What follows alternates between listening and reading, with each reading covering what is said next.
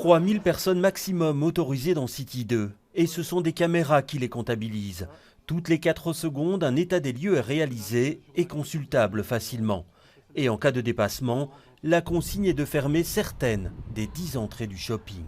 Ces gardiens, ils vont à l'extérieur, ils vont fermer les portes, ils vont expliquer aux gens aussi, parce que je crois que c'est important de communiquer aussi, de dire voilà, on dépasse notre limite, il faudra que quelqu'un sorte avant que quelqu'un rentre. Donc, et ça on fera sur les entrées phares, c'est-à-dire le niveau métro, coin rue Neuve, etc. Donc, et c'est là qu'on va créer une file s'il faut à l'extérieur.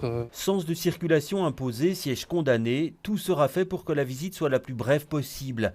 Le service de gardiennage a été renforcé à cette fin. Une capacité maximale est imposée à chaque magasin pour assurer la norme de 10 mètres carrés de surface par client. Et c'est le personnel qui devra veiller à son respect. C'est tout à fait à chaque magasin de contrôler les entrées, etc. ou de vérifier qu'ils disposent bien d'une file à l'extérieur, etc. Ce qui n'empêche pas que le centre est là aussi avec son gardiennage pour aider les magasins si jamais il y a des files, etc.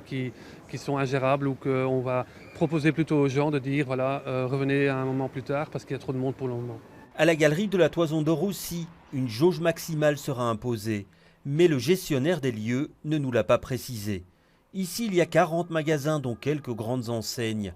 Et ce que les commerçants redoutent, c'est que ces locomotives attirent les foules, au détriment des plus petites boutiques. Comment est-ce qu'il va être possible de filtrer les gens qui vont à la FNAC sans le faire au détriment des gens qui vont dans d'autres petits magasins? Ça va être très difficile. Le conseil est de ne pas se précipiter les premiers jours. City 2 et de nombreuses enseignes du centre-ville seront d'ailleurs ouvertes tous les dimanches de décembre pour permettre aux clients d'étaler leurs achats.